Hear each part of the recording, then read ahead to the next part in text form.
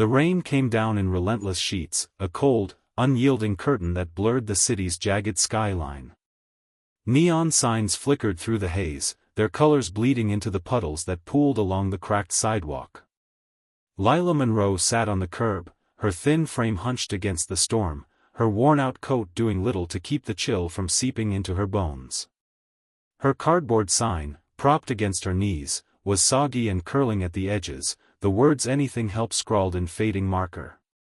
The ink had started to run, mirroring the tears that streaked her face, though she'd long stopped trying to wipe them away. At 19, Lila had learned that crying in public was as invisible as she was. People hurried past, heads bowed under umbrellas, eyes fixed on their phones or the promise of somewhere dry. No one stopped. No one saw her. The city was a machine, grinding forward without pause, and Lila was just another piece of debris caught in its gears. She pulled her knees tighter to her chest, the ache in her stomach sharper than the cold. She hadn't eaten since yesterday, when a bodega clerk had tossed her a bruised apple from the trash. It had tasted like salvation, but salvation was fleeting, and now her hunger was back, gnawing at her insides. Her backpack, a patched-up relic from her high school days, sat beside her, holding everything she owned: a spare shirt, a half-empty water bottle, a dog-eared paperback she'd found in a park, and a photo of her mother, creased and fading. The photo was the only thing tethering her to a past she wasn't sure she wanted to remember. Her mother's smile in that picture, bright, unguarded, felt like a taunt now, a reminder of a life that no longer existed. Lila had run away from home 2 years ago, fleeing a trailer park in a nowhere town where hope was as scarce as the jobs.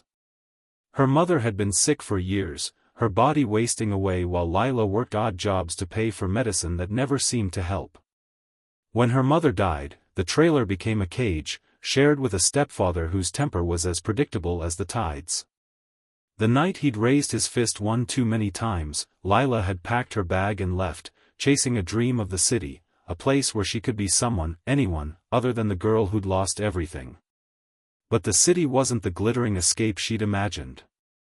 It was a labyrinth of closed doors and cold shoulders, where survival meant learning to disappear while still breathing. The rain stung her face as she tilted her head back, letting it wash away the salt of her tears. She didn't cry often anymore, she'd trained herself out of it, but tonight, the weight of everything was too much. Her last dollar had gone to a cup of coffee that morning, just to sit somewhere warm for an hour. The shelter she sometimes stayed at was full, and the thought of another night under a bridge or in an alley made her chest tighten.